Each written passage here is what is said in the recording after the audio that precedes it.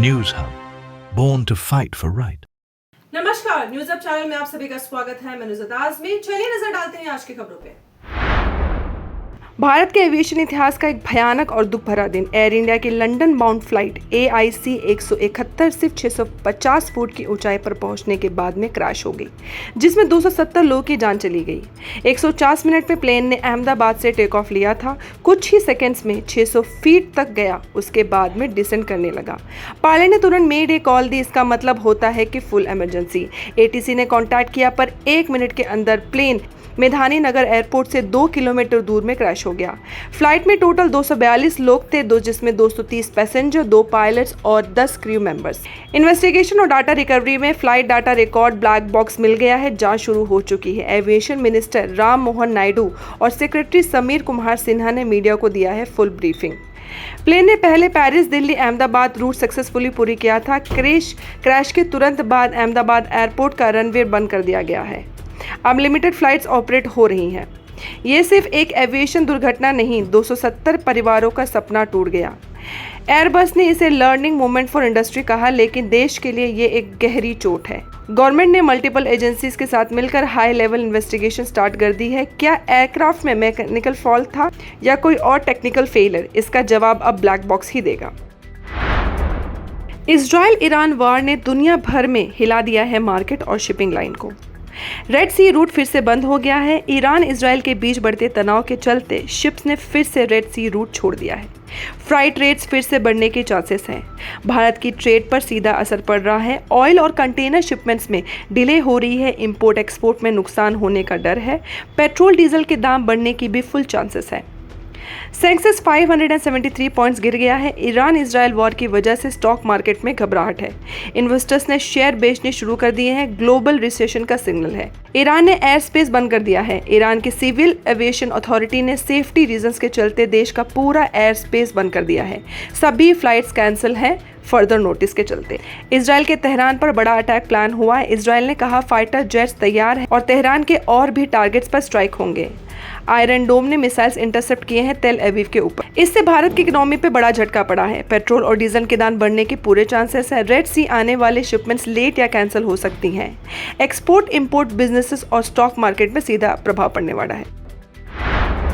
Air India crash के बाद में सेफ्टी अलर्ट जारी किया गया है। क्रैश के तुरंत बाद DGCA का एक्शन। DGCA ने शुक्रवार को ऑर्डर दिया है कि एयर इंडिया की सभी बोइंग 787 एयरक्राफ्ट्स की इमरजेंसी सेफ्टी इंस्पेक्शन की जाए, जिसमें से अब तक 9 प्लेन्स चेक हो चुके हैं। एविएशन मिनिस्टर के राम मोहन नायडू ने कहा है कि 33 बोइंग 787 प्लेन्स में से 8 की जांच हो चुकी है, जबकि एयर इंडिया ने बाद में कंफर्म किया कि 9 एयरक्राफ्ट इंस्पेक्ट हो गए हैं। सीनियर गवर्नमेंट ऑफिशियल ने बताया है कि अब तक किसी भी एयरक्राफ्ट में कोई टेक्निकल इशू या सेफ्टी कंसर्न्स नहीं मिला है। ये क्रैश था लंदन गैटविक जाने वाली फ्लाइट A1171 12 जून को अहमदाबाद से टेक ऑफ के कुछ ही सेकंड्स बाद क्रैश हुआ था, जिसमें 242 लोग प्लेन में थे। मुंबई के घाटकोपर स्टेशन पर शुक्रवार रात एक दर्दनाक हादसा हुआ।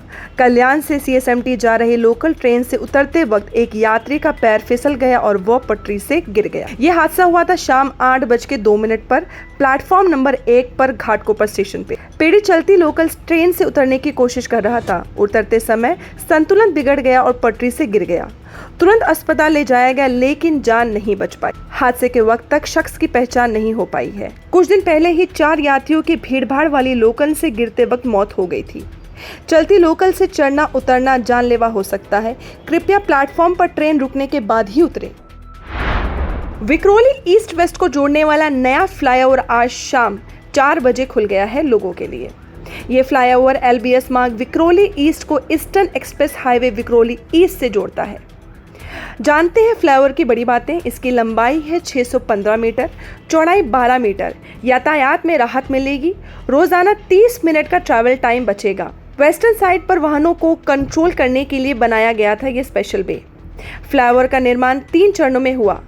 19 पियर्स में से 12 ईस्ट से 7 वेस्ट में। 18 स्पेन के ग्रिडर्स लगाए गए हैं। रोड और ट्रैफिक डिपार्टमेंट BMC ने प्रोजेक्ट को पूरा किया है। माहिम दरगाह रोड पर एक लोकल ईटरी में LPG गैस सिलेंडर ब्लास्ट होने से जोरदार धमाका हुआ, जिसके बाद आग लग गई। ये रेस्टोरेंट एक 2 मंजिला बिल्डिंग के ग्राउंड फ्लोर पे था। फायर ऑफिशियल्स का कहना है कि ब्लास्ट एसी कंप्रेसर सिस्टम में शॉर्ट सर्किट होने की वजह से हुआ, जिसके बाद में सिलेंडर फट गया। इसमें एक 38 साल के आदमी की मौत हो गई है। 7 लोगों को बर्न इंजरीज हुई है। सबको हॉस्पिटल भेजा गया है। सिर्फ 2 दिन पहले बॉम्बे हाई कोर्ट ने 2015 के कुर्ला होटल फायर केस में बीएमसी को जिम्मेदार माना था, जिसमें 8 लोग मारे गए थे। अब फिर ऐसे इंसिडेंट से बीएमसी की फायर सेफ्टी पॉलिसी पर सवाल उठ रहे हैं। डोंबिवली की न्यू उमिया कृपा सोसाइटी में रहने वाली रोशनी अपने सपने को जी रही थी। एक एयर होस्टेस बनने का उनका सपना बचपन से था।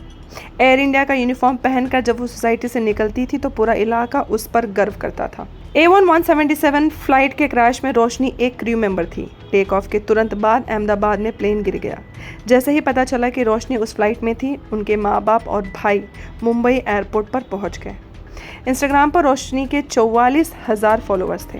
अपनी फ्लाइट लाइफ की ग्लिम्स वो फॉलोअर्स के साथ शेयर करती थी। डोंबिवली के एमएलए रविंद्र चौहान ने तुरंत स्टेट के इमरजेंसी एयरक्राफ्ट एक्सीडेंट डिपार्टमेंट से कांटेक्ट किया और फैमिली को सपोर्ट दिया। सोंघारे फैमिली मुंबई से डोंबिवली 2 साल पहले शिफ्ट हुई थी, लेकिन रोशनी ने वहां भी अपनी मेहनत और मुस्कान से सबका दिल जीत लिया। वो सिर्फ एक एयर होस्टेस नहीं थी, पूरी कम्युनिटी के लिए इंस्पिरेशन थी। उनकी मौत ने डोंबिवली में शोक का माहौल बना दिया है।